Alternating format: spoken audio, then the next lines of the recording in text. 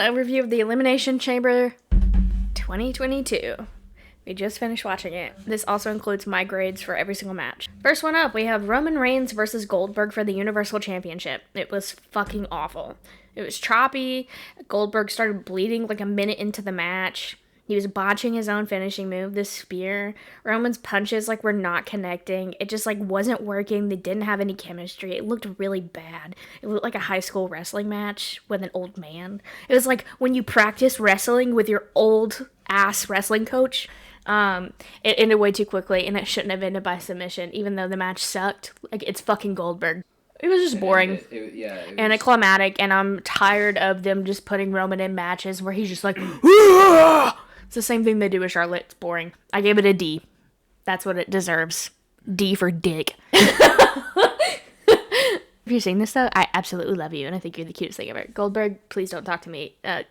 Next, we have Liv Morgan versus Bianca Belair versus Doudrop versus Rhea Ripley versus Nikki Ash versus Alexa Bliss in the Women's Elimination Chamber for a chance to fight the Raw Women's Champion at WrestleMania. It was really slow. It felt like no one was on their A game but Alexa Bliss, which is weird because she hasn't wrestled since September. It got better towards the end, but it was like nobody knew how to work together. Bianca Belair is a great wrestler. Liv Morgan is a good wrestler. Rhea Ripley is fantastic.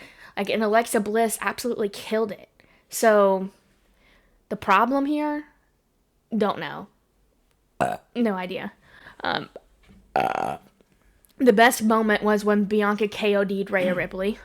And the only tied together story, the only part that was like, oh, okay, this makes sense, was when Rhea went after Nikki. But they've been doing that for months. They've been like, oh, I'm gonna beat you up, bitch. They've been doing that for months. So it's stale, Took too long to get going, and then once it got going, it wasn't as good as it should have been to make up for that fact. My grade was a C+ for that match. Next, we have Ronda Rousey and Naomi versus Charlotte Flair and Sonya Deville. Women's tag match. It was okay. To me, it was the best women's match of the night. It just still felt a little off, unrehearsed, the entire fucking pay-per-view did. I'm just really sick of all these matches that Charlotte's in where everybody else is like, oh no, I'm super weak. I can't compete with Charlotte. Because Naomi is a great wrestler and Charlotte always just seems to be on top. It's really annoying. Also, Ronda Rousey is great. She's super skilled in a lot of things, but she's not skilled enough yet to be able to do the whole, I'm going to tie one arm behind my back thing and I'm going to beat you up. No. No. So, my grade for that was a B. And up next, we have Drew McIntyre and Mad Cat Moss.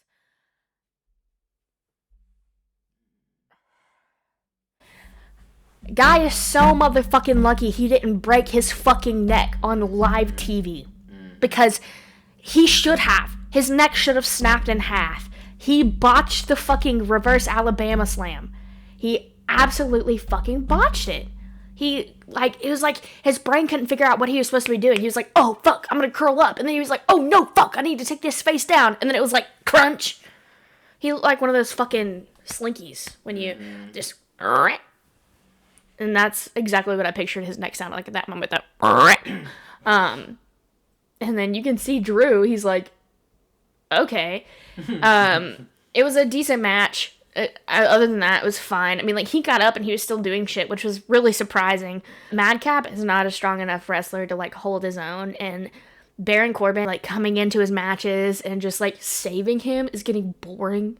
He's doing that every fucking time. And it's just annoying. If you're putting somebody in a singles match, you don't need to have somebody saving them every single time.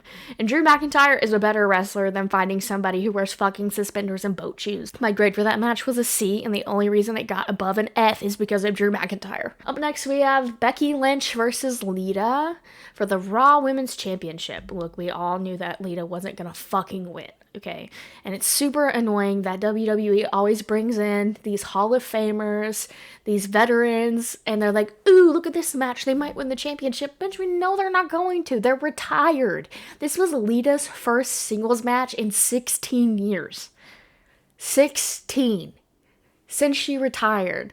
I mean, she's been in Royal Rumbles and stuff, but shit, you can cover up a lot in a Royal Rumble because there's so many fucking people in the ring. Like, nobody's going to be focused on you the entire time. It could have been better. This match could have been better. I think Leda did the best she could for not being in a singles match for 16 years, but I feel like Becky could have pulled her weight a little bit more. This whole pay-per-view just seemed kind of unrehearsed and just like slapped together with like duct tape. But it's like slapped together duct tape on a pipe that's about to fucking burst and the water is still pouring out of it. I gave it a B-, and that's probably just because I really like Leda. Lastly, we have Bobby Lashley versus Brock Lesnar versus Seth Rollins versus Riddle versus Austin Theory versus AJ Styles, which really should just be Brock Lesnar versus Seth Rollins versus Riddle versus Austin Theory versus AJ Styles. WWE needs to get their shit together when it comes to an Elimination Chamber because they've been doing this shit for a long fucking time. There should not be a situation where somebody doesn't move into a pod and that causes the person inside the pod with protective glass, plastic, whatever it is, around them to hit their head and have a concussion and not be able to compete. You're a multi-billion-dollar company. You've been doing this for a long fucking time. You need to take responsibility. And you need to be better for your wrestlers. Like, that's it. Because this match had the potential to be a lot better. It wasn't horrible, but it would have been a lot better with Bobby Lashley in it. This match was super fucking short for an Elimination Chamber match. You watch it, and then you're like, oh my god, Brock Lesnar just got hit in the fucking balls. His balls just got roasted and toasted. You could throw his ball sack into one of those bingo rolling machines. Like, he wouldn't even feel it because he's hurting so bad right now. And then he climbed up the fucking cage like a spider monkey. That was the best part of the entire match. And Riddle. Riddle's always like the highlight of a match. Of course, he's so fucking funny. It just had the potential to be so much better. And if they were gonna fucking change titles or change hands of the title like we all knew they were going to, they could have made sure that Bobby Lashley could actually fucking compete in it and make it worthwhile. Because what the fuck was the point of giving Bobby Lashley back the title if you're just gonna slap it back on Brock Lesnar? And now, I don't know if it was from a fucking storyline. I didn't see how hard he hit his head. I couldn't tell. I did see a bunch of officials going over to him, so I'm assuming he actually got hurt. Well, what is the reason? The only reason I can think of, if it is a storyline, is that they didn't want to have it on record that Brock Lesnar ever beat Bobby Lashley for some reason. Austin Theory is going to get a huge receipt backstage. He's going to get his ass smacked, bro. By the fucking orangutan. Well, now the fucking WWE champion orangutan. Brock motherfucking Lesnar. Brock Lesnar's face was so red at the end of the match. His head just looked like a head of red cabbage. My grade for that match was a B-. It was fine. Would have been better with Bobby Lashley in it. And I'm all for them changing hands of the championship. Just not in this annoying way. Brock Lesnar does not need the WWE championship. He's got so much heat behind him already, and he has for 20 fucking years. He doesn't need the championship anymore. Give it up. Anyways, that's all I have for you today. Toodaloo.